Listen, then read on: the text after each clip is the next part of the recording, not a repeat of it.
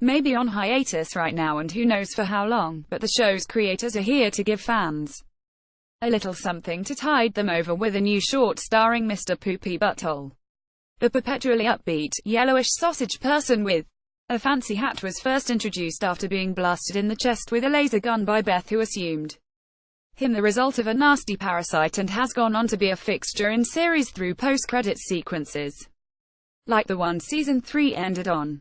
That sequence showed Mr. Poopy Butthole at home with his wife and young child, wondering aloud when would be back, a common concern for everyone involved, and it's the basis for the new short. While Rick Sanchez and his increasingly fed-up grandson Morty are nowhere to be seen here, the crew have delivered an Easter egg-riddled short with "The Poop in My Pants," which is a title that definitely requires some context if you're ever going to be sharing the video with friends.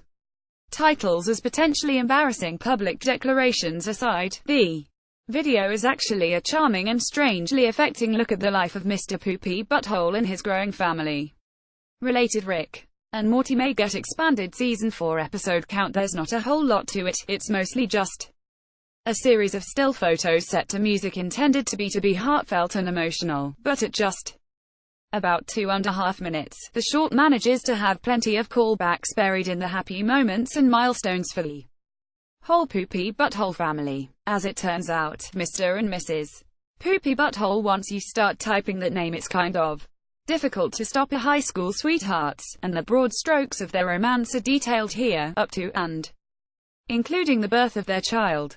The video raises plenty of questions, too, like just how often were the Poopy Buttholes a background of one of Rick's adventures, and, perhaps most importantly, is the top hat actually a part of the species biology? Unless there's a hat manufacturer who caters to the hat-wearing needs of fetuses, there's a good chance it is. That's probably overthinking too much, but it still feels like a better way to spend some time than publicly freaking out over McNugget dipping sauce.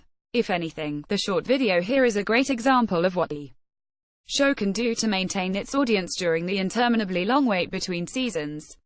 Should the team produce a steady of content like this, perhaps that'll save everyone from having to answer questions about the next season so they can spend their time making it. Next, Rick and Morty shares your concerns over the wait for Season 4 is available 2 on Hulu.